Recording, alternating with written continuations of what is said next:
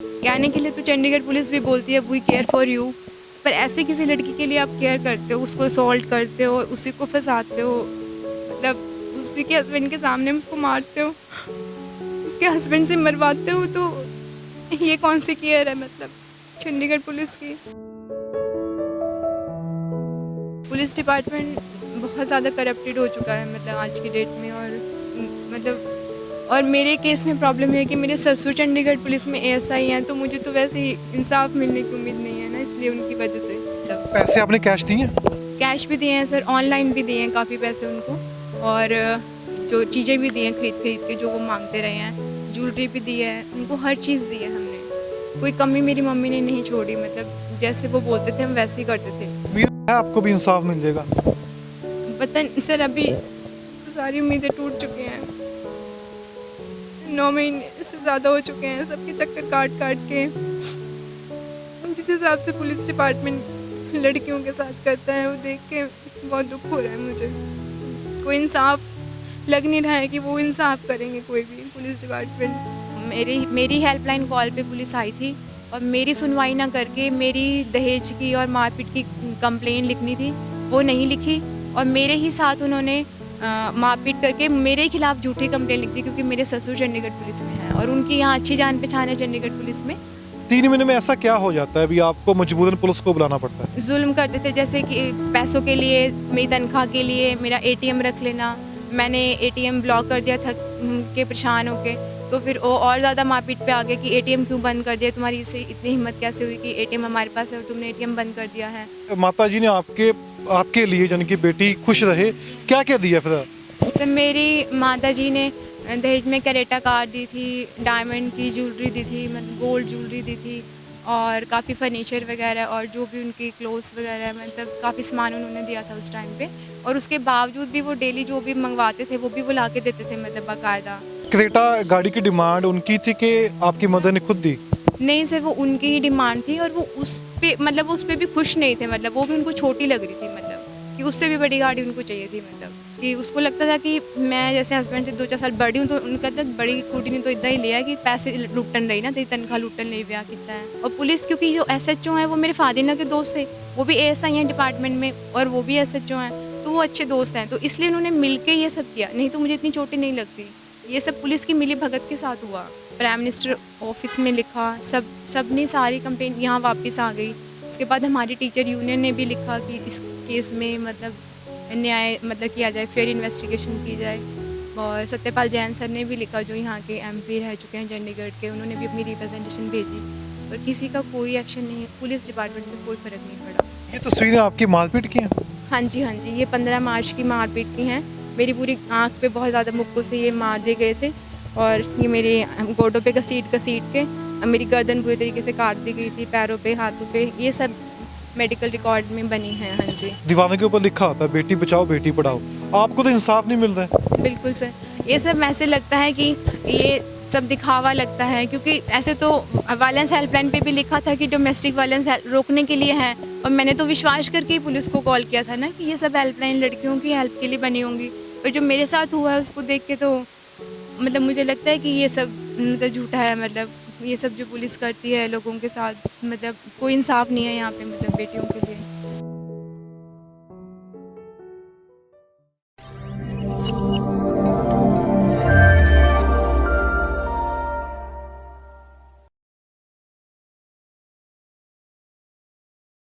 ਕੰਧਾਂ ਦੇ ਉੱਤੇ ਬੜੀਆਂ ਸੋਹਣੀਆਂ ਸੋਹਣੀਆਂ ਲਾਈਨਾਂ ਲਿਖੀਆਂ ਹੁੰਦੀਆਂ ਨੇ, ਬੇਟੀ ਪੜਾਓ ਬੇਟੀ ਬਚਾਓ।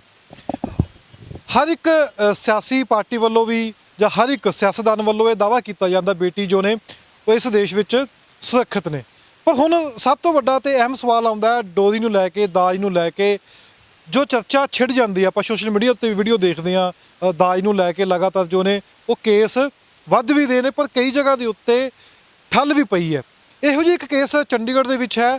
ਡਾਕਟਰ ਰੇਨੂ ਜੀ ਜਿਨ੍ਹਾਂ ਦੀ ਮੈਰਿਜ ਹੋਈ ਸੀ 2019 ਨਵੰਬਰ ਦੇ ਵਿੱਚ, ਉਸ ਤੋਂ ਬਾਅਦ ਵਿਆਹ ਦੇ ਵਿੱਚ ਜਿੰਨਾ ਵੀ ਘਰ ਵਿੱਚੋਂ ਜੋ ਵੀ ਪੁੱਜਿਆ ਇਹਨਾਂ ਨੇ ਦਿੱਤਾ, ਉਸੇ ਬਾਵਜੂਦ ਵੀ ਜੋ ਸਹੁਰਾ ਪਰਿਵਾਰ ਸੀ ਉਹ ਤੰਗ ਕਰ ਰਿਹਾ ਸੀ। ਤਾਂ ਗੱਲ ਇੱਥੋਂ ਤੱਕ ਪਹੁੰਚ ਗਈ ਕਿ ਕੁੱਟਮਾਰ ਕਰਕੇ ਕੁੜੀ ਚਲੀ ਜਾਂਦੀ ਹੈ ਥਾਣੇ, ਇੱਕ ਰਾਤ ਥਾਣੇ ਵੀ ਰੱਖਿਆ ਜਾਂਦਾ ਹੈ। ਤਾਂ ਡਾਕਟਰ ਰੇਨੂ ਸਾਡੇ ਨਾਲ ਨੇ, ਖੁਦ ਸਾਰੀ ਘਟਨਾ ਦਾ ਵੇਰਵਾ ਦੇਣਗੇ ਜੋ ਕਿਵੇਂ ਕਿਵੇਂ ਘਟਨਾ ਵਾਪਰੀ। ਅੱਜ ਪ੍ਰੈਸ ਕਾਨਫਰੰਸ ਕਰ ਰਹੇ ਸੀ, ਪ੍ਰੈਸ ਅੱਗੇ ਗੱਲ ਰੱਖੀ ਇਹਨਾਂ ਨੇ ਕਿ ਕੋਰਟ ਨੇ ਲਿਖਿਆ ਕਈਆਂ ਦੇ ਉੱਤੇ ਕਾਰਵਾਈ ਕਰਨ ਵਾਸਤੇ, ਪਰ ਪੁਲਿਸ ਨੇ ਹੁਣ ਤੱਕ ਕੋਈ ਵੀ ਕਾਰਵਾਈ ਨਹੀਂ ਕੀਤੀ ਹੈ। ਡਾਕਟਰ ਰੇਨੂ ਨੇ ਆਪਾਂ ਇਹਨਾਂ ਨਾਲ ਗੱਲਬਾਤ ਕਰਾਂਗੇ। ਡਾਕਟਰ ਰੇਨੂ ਜੀ, ਪਹਿਲਾਂ ਮੇਰਾ ਸਵਾਲ ਇਹੀ ਹੈ ਕਿ ਨਵੰਬਰ ਮਹੀਨੇ 2019 ਵਿੱਚ ਤੁਹਾਡਾ ਵਿਆਹ ਹੁੰਦਾ ਹੈ, ਉਸ ਤੋਂ ਬਾਅਦ ਜਨਵਰੀ ਵਿੱਚ ਫਿਰ ਤੁਸੀਂ ਪੁਲਿਸ ਬੁਲਾ ਲੈਂਦੇ ਹੋ 2-3 ਮਹੀਨੇ ਬਾਅਦ। ਤੁਹਾਡੀ ਲਵ ਮੈਰਿਜ ਸੀ ਕਿ ਅਰੇਂਜ ਮੈਰਿਜ ਸੀ? सर मेरी अरेंज मैरिज थी। मेरी मम्मी ने बचोलन के थ्रू ये रिश्ता ढूंढा था पापा की डेथ के बाद, और जितने भी मेरे पापा की डेथ पे जो भी पैसे मिले थे वो सब मेरी शादी पे उन्होंने खर्च कर दिए थे मतलब। और फिर भी मतलब मुझे उसके बाद भी वो मतलब हरास करते थे बार बार कि और लेके आओ, कम लाए हो। और मेरे जो ससुर थे वो चंडीगढ़ पुलिस में थे, तो पुलिस का डर उन्हें बिल्कुल नहीं था कि कुछ होगा मतलब, इसलिए वो बहुत हरास कर रहे थे मुझे। इसीलिए पुलिस आई थी पहले भी जब मारपीट हो रही थी 27 जनवरी को, और बाद में जब 14 मार्च को जो मारपीट हुई है उसमें तो बहुत ज़्यादा हुआ है। मेरी हेल्पलाइन कॉल पे पुलिस आई थी और मेरी सुनवाई ना करके मेरी दहेज की और मारपीट की कंप्लेन लिखनी थी वो नहीं लिखी, और मेरे ही साथ उन्होंने मारपीट करके मेरे खिलाफ झूठी कंप्लेन लिख दी, क्योंकि मेरे ससुर चंडीगढ़ पुलिस में हैं और उनकी यहाँ अच्छी जान पहचान है चंडीगढ़ पुलिस में।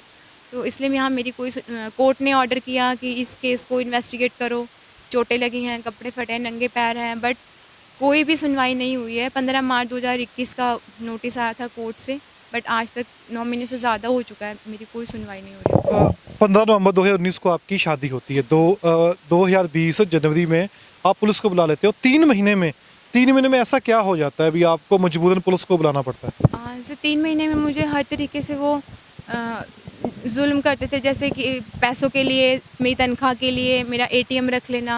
मैंने एटीएम ब्लॉक कर दिया, थक के परेशान होके, तो फिर वो और ज़्यादा मारपीट पे आ गया कि एटीएम क्यों बंद कर दिया, तुम्हारी से इतनी हिम्मत कैसे हुई कि एटीएम हमारे पास है और तुमने एटीएम बंद कर दिया है। तो ऐसे वो हर तरीके का बढ़ता गया मतलब रोज़ बरोज़। और इसलिए उस दिन 27 जनवरी को जब मारपीट होती रात के 10 बजे, तो एकदम से मेरे को पुलिस को बुलाना पड़ा वहाँ पे। फिर भी आपके माताजी ने आपके लिए यानी कि बेटी खुश रहे, क्या क्या दिया फिर? तो मेरी माताजी ने दहेज में कैरेटा कार दी थी, डायमंड की ज्वेलरी दी थी, मतलब गोल्ड ज्वेलरी दी थी, और काफ़ी फर्नीचर वगैरह और जो भी उनकी क्लोथ्स वगैरह मतलब काफ़ी सामान उन्होंने दिया था उस टाइम पे। और उसके बावजूद भी वो डेली जो भी मंगवाते थे वो भी वो ला के देते थे मतलब बाकायदा। कि कई बार मेरी सास ने जो था घर में दुकान भी खोली थी, तो कई बार वो उसका सामान भी मंगवा लेती थी मेरी मम्मा से कि भाई वो लेके आओ, ऐसे ब्लैंकेट्स शॉप का सामान वगैरह, क्योंकि वो बहुत ग्रीडी थे। तो मेरी मम्मा कई बार आए उनको देने के लिए इन 2-3 महीनों में। तो मेरे को लगा कि अब पैसों से रिश्ता चलेगा तो कोई नहीं चल पाएगा कभी भी, तो मैंने अपनी मम्मा को मना कर दिया कि आप नहीं आओगे, आज के बाद नहीं लेके आओगे कुछ भी। और मैंने भी अपना एटीएम इसलिए बंद कर दिया कि मैं अब और नहीं दूँगी, तो देखती हूँ कि मतलब इसके बाद मुझे क्या करेंगे। क्रेटा गाड़ी की डिमांड उनकी थी कि आपकी मदर ने खुद दी?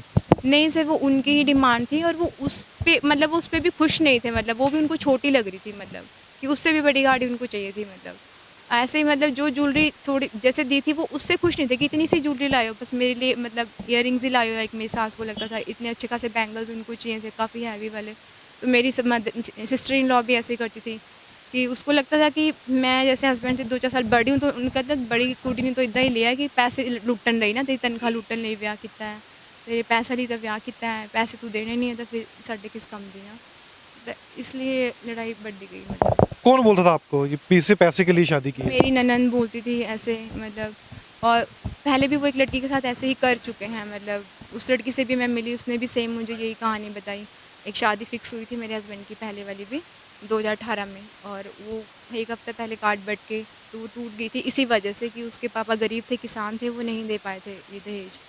जब आपको पहले पता चल गया तो फिर आपने शादी क्यों? पता लगा सर मुझे ये बात जनवरी 2020 में पता लगी, जब मेरी मदर इन लॉ मुझे कोई रिकॉर्डिंग सुना रही थी उस लड़की की, तो मुझे पता लगा, मुझे नहीं पता लगा। जनवरी में आप बोल रहे हो भी पुलिस आ जाती है, आप कंप्लेंट करते हो भी आपको हरास कर रहे हैं, फिर आप वहीं पे रहे 2020 में कि चले गए वापस? नहीं सर, मैं जाती आती रही थी। उसके बाद सितंबर 2020 में आखिरी टाइम मेरे हस्बैंड और मेरे फादर इन लॉ मुझे छोड़ आए थे मारपीट करके। उस दिन भी काफ़ी लड़ाई हुई थी, तो उसके बाद उन्होंने बोला कि मेरा बेटा सुधर जाएगा, मतलब ऐसे करके। तो मेरी मम्मी उस बात को बढ़ाना नहीं चाहते थे, मतलब हम उसको केस कुछ नहीं करना चाहते थे उस टाइम पे।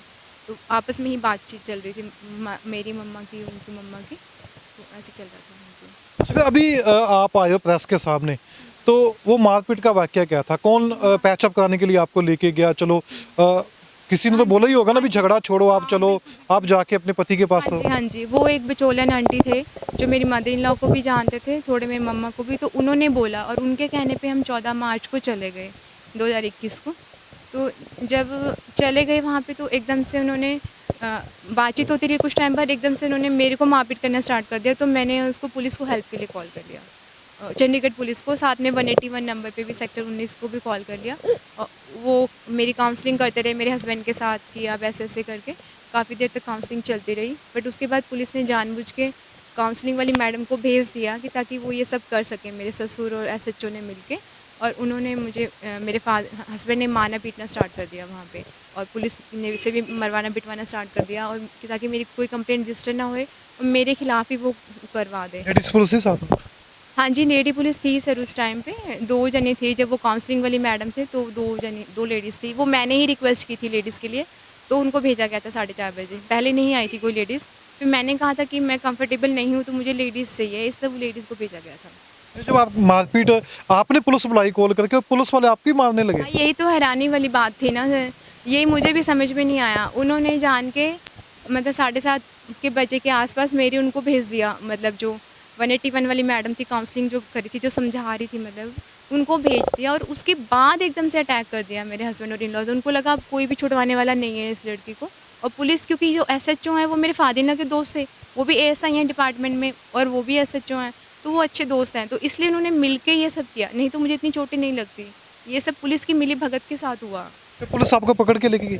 पुलिस मारपीट करके, घसीट के, फिर वो ऊपर से पहली मंजिल थी, तो उन्होंने, लड़कों ने मुझे गोदी उठा लिया, जो पुलिस वाले कांस्टेबल से, मेरे पूरे कपड़े फाड़ दिए, और फिर उन्होंने मुझे गली में गिरा दिया एकदम से। उनको लगा कि लोग वीडियो बना लेंगे पब्लिकली, तो वो डर गए एकदम।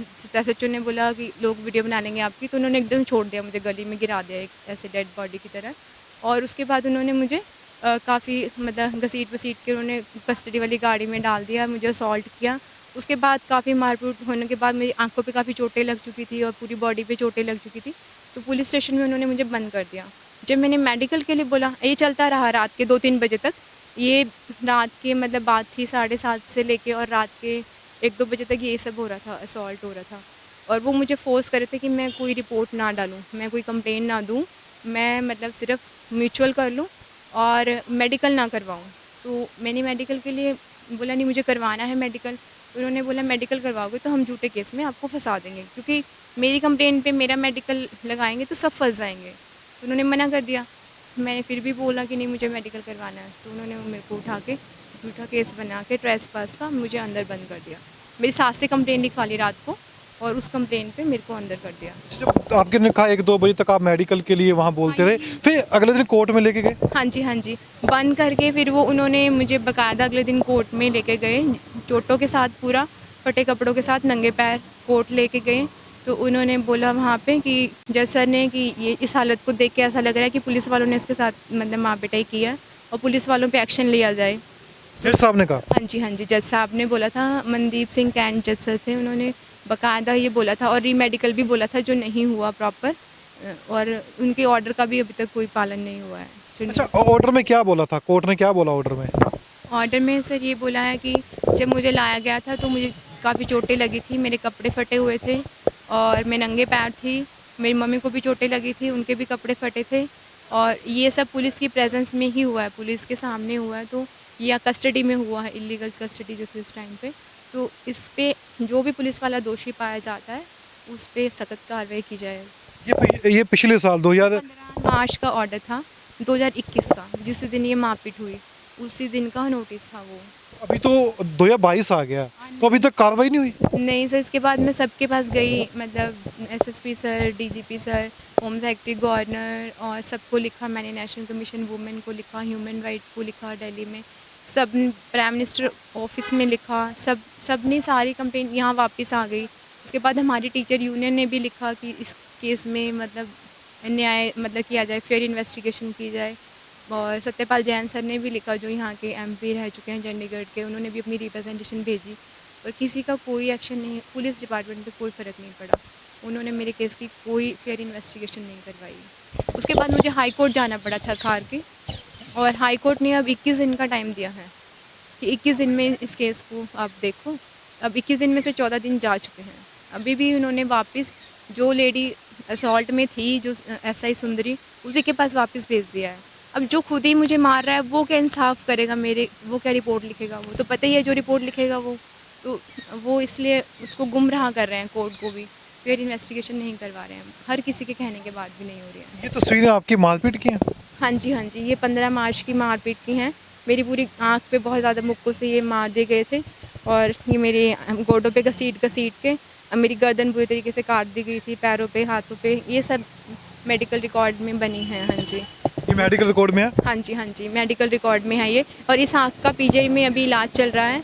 9 महीने हो चुके हैं इस आँख को, जिस दिन से इस पे अटैक हुआ है तब से इसका इलाज पीजीआई में चल रहा है। पीजीआई में अभी भी मेरे पास उसका कार्ड है और वो भी इसका इलाज चल रहा है। कोर्ट की कॉपी है? कोर्ट ने जो ऑर्डर किया? हाँ जी सर, कोर्ट की कॉपी है। तो ये ऑर्डर है, इसमें लिखा था यहाँ पे कि पुलिस फाइल से ये पता लग रहा है कि Renu Bala has abrasion on the body as well as the body of Lakshmi Devi as per the medical record, and this seems to be the case of assault in custody only. It appeared when the accused was not wearing slipper and clothes were also in torn condition. Let the SSP Chandigarh is directed to inquire the matter and submit a report in this court. And if found guilty, then action as per law be taken against the employee official. And the copy of order was transmitted to SSP Chandigarh for necessary action. तो ये SSP Chandigarh को भेजा गया था court से 15 मार्च को। अभी तक कोई कार्रवाई नहीं? कोई कार्रवाई नहीं, क्योंकि एसएसपी सर मेरे फादर इन लॉ के अच्छे फ्रेंड हैं, मतलब ये काफ़ी लिंक्स हैं, क्योंकि वो दोनों हरियाणा से हैं, जाट हैं और उन काफ़ी मतलब अच्छे फ्रेंड्स हैं, उनके काफ़ी लिंक हैं, तो वो नहीं सुन रहे हैं मेरी कोई। जब मैं अभी शुरुआत मैंने की, दीवारों के ऊपर लिखा होता है बेटी बचाओ बेटी पढ़ाओ, आपको तो इंसाफ नहीं मिल रहा है? बिल्कुल सर, ये सब ऐसे लगता है कि ये सब दिखावा लगता है, क्योंकि ऐसे तो वायलेंस हेल्पलाइन पे भी लिखा था कि डोमेस्टिक वायलेंस रोकने के लिए है, और मैंने तो विश्वास करके ही पुलिस को कॉल किया था ना कि ये सब हेल्पलाइन लड़कियों की हेल्प के लिए बनी होंगी, पर जो मेरे साथ हुआ है उसको देख के तो मतलब मुझे लगता है कि ये सब मतलब झूठा है, मतलब ये सब जो पुलिस करती है लोगों के साथ, मतलब कोई इंसाफ नहीं है यहाँ पे, मतलब बेटियों के लिए। लीडर तो बोलते हैं स्टेज के ऊपर।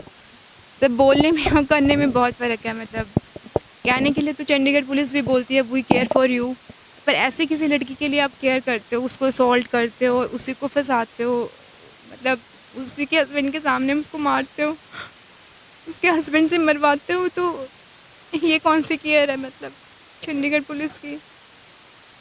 क्या अभी जो अभी आपको देख रहे हैं, जो अभी लड़कियां देख रही हैं आपको, क्या उनके ऊपर जाएगा? वो तो इसी सहारे होती है ना, पुलिस के सहारे होती हैं, पुलिस हमें इंसाफ देगी। मैं कहना चाहती हूँ कि पुलिस को नहीं बुलाना चाहिए कभी भी। 181 नंबर जो है, जो पुलिस से अलग है, अगर कोई लड़की प्रॉब्लम में है तो उनको कॉल करना चाहिए उनको। पुलिस डिपार्टमेंट बहुत ज़्यादा करप्टेड हो चुका है मतलब आज की डेट में, और मतलब और मेरे केस में प्रॉब्लम है कि मेरे ससुर चंडीगढ़ पुलिस में एएसआई हैं, तो मुझे तो वैसे ही इंसाफ मिलने की उम्मीद नहीं है ना, इसलिए उन्हीं की वजह से सब हुआ है, मतलब पुलिस ने उनको गायब कर दिया कि वो घर पे थे ही नहीं, मेरे ससुर और मेरे पति। तो ये तो बहुत गलत चीज़ है, जो लोग मारपीट कर रहे हैं उनको आप ऐसे दिखा रहे हो कि वो घर पे ही नहीं थे। आपके ससुर पुलिस में है तब भी आपसे पैसे मांगते थे? कैश भी कभी मांगा कि ट्रांजेक्शन भी की? मेरे ससुर वैसे भी काफ़ी करप्शन में रहे हैं, मतलब पहले शायद सीबीआई के केस में भी वो आए हैं चंडीगढ़ पुलिस में, पर मतलब वो बच जाते हैं किसी न किसी तरीके से, काफ़ी करप्टेड रहे हैं वो, और लालची वो बहुत ज़्यादा है। मेरे साथ नहीं, पहली लड़की के साथ भी उनकी यही प्रॉब्लम थी, जो कविता वाली पहली लड़की थी उसके साथ भी यही प्रॉब्लम थी, और मेरे साथ भी यही प्रॉब्लम थी उनकी। डिमांड्स, डेली डिमांड्स, मतलब पैसे आपने कैश दिए? कैश भी दिए हैं सर, ऑनलाइन भी दिए हैं काफ़ी पैसे उनको, और जो चीज़ें भी दी हैं खरीद के जो वो मांगते रहे हैं, ज्वेलरी भी दी है उनको, हर चीज़ दी है हमने, कोई कमी मेरी मम्मी ने नहीं छोड़ी, मतलब जैसे वो बोलते थे हम वैसे ही करते थे, उनको जो चीज़ जहाँ से चाहिए हम वहीं से दिलवाते थे। उम्मीद है आपको भी इंसाफ मिल जाएगा? वतन सर अभी तो सारी उम्मीदें टूट चुकी हैं, 9 महीने से ज़्यादा हो चुके हैं सबके चक्कर काट के। जिस हिसाब से पुलिस डिपार्टमेंट लड़कियों के साथ करता है वो देख के बहुत दुख हो रहा है मुझे। कोई इंसाफ लग नहीं रहा है कि वो इंसाफ करेंगे कोई भी पुलिस डिपार्टमेंट। कोर्ट की तारीख है आगे, आपको मिल गई है, 14 दिन निकल गए हैं, लगता है आस की कितना आपको वहाँ? वैसे अभी 14 दिन में कुछ भी नहीं हुआ है, मतलब तो देखते हैं, बाकी एक हफ्ता ही रह गया है। हाँ जी। ਤੁਸੀਂ ਸਾਰੀ ਗੱਲਬਾਤ ਸੁਣੀ ਹੈ। ਕੇਸ ਸੀ ਦਾਜ ਨੂੰ ਲੈ ਕੇ, ਡੋਰੀ ਦਾ ਕੇਸ ਸੀ। ਆਪਾਂ ਸੁਣਦੇ ਆਉਂਦੇ ਹਾਂ ਲਗਾਤਾਰ ਡੋਰੀ ਦੇ ਕੇਸ ਦੇ ਕਾਰਨ ਕਈ ਇੱਥੋਂ ਕੁੜੀਆਂ ਜੋ ਨੇ ਆਤਮ ਹੱਤਿਆ ਕਰ ਲੈਂਦੀਆਂ ਨੇ, ਦਾਜ ਦੇ ਕਾਰਨ ਕੁੜੀਆਂ ਆਤਮ ਹੱਤਿਆ ਕਰ ਲੈਂਦੀਆਂ ਨੇ। ਇਨਸਾਫ ਨਹੀਂ ਮਿਲਿਆ ਪੁਲਿਸ ਵੱਲੋਂ। ਖੁਦ ਇਹਨਾਂ ਦੇ ਜੋ ਸਸੁਰਾਲ ਦੇ ਵਿੱਚ ਸਹੁਰਾ ਸਾਹਿਬ ਸਨ, ਜੋ ਸਹੁਰੇ ਸਨ ਉਹਨਾਂ ਦੇ, ਉਹ ਖੁਦ ਪੁਲਿਸ ਦੇ ਵਿੱਚ ASI ਨੇ ਚੰਡੀਗੜ੍ਹ ਦੇ ਵਿੱਚ, ਪਰ ਉਸ ਦੇ ਬਾਵਜੂਦ ਵੀ ਇਨਸਾਫ ਨਹੀਂ ਮਿਲਿਆ। ਇਹ ਖੁਦ ਉਹੀ ਪੁਲਿਸ ਹੈ ਜੋ ਕਹਿੰਦੀ ਹੈ ਅਸੀਂ ਤੁਹਾਡੀ ਰੱਖਿਆ ਲਈ ਹੈਗੇ ਹਾਂ, ਪਰ ਇੱਕ ਕੁੜੀ ਹੁਣ ਦਰ ਭਟਕ ਰਹੀ ਹੈ। ਅੱਜ ਪ੍ਰੈਸ ਕਾਨਫਰੰਸ ਕੀਤੀ ਹੈ, ਇਨਸਾਫ ਮਿਲਣਾ ਚਾਹੀਦਾ ਹੈ। ਮਾਰਚ ਦੀ ਗੱਲ ਹੈ, ਜਨਵਰੀ ਆ ਗਿਆ, 9 ਮਹੀਨੇ ਹੋ ਗਏ ਨੇ, ਪਰ ਇਨਸਾਫ ਕਿਤੇ ਨਹੀਂ ਮਿਲਿਆ। ਬੇਟੀ ਬਚਾਓ ਬੇਟੀ ਪੜ੍ਹਾਓ ਦਾ ਨਾਰਾ ਜਦੋਂ ਵੀ ਕੰਧਾਂ ਉੱਤੇ ਲਿਖਿਆ ਹੁੰਦਾ ਹੈ ਕਿ ਬੇਟੀ ਆਸ ਕਰਦੀ ਹੈ ਵੀ ਇਨਸਾਫ ਮਿਲੂਗਾ। ਸਰਕਾਰ ਸਾਡੇ ਵਾਸਤੇ, ਪੁਲਿਸ ਜੋ ਪੁਲਿਸ ਹੈਗੀ ਹੈ ਉਹ ਸਾਨੂੰ ਇਨਸਾਫ ਦਿਵਾਊਗੀ, ਮੁਲਜ਼ਮਾਂ ਨੂੰ ਪਕੜੇਗੀ, ਪਰ ਇੱਥੇ ਖੁਦ ਪੁਲਿਸ ਮੁਲਜ਼ਮਾਂ ਨੂੰ ਬਚਾ ਰਹੀ ਹੈ।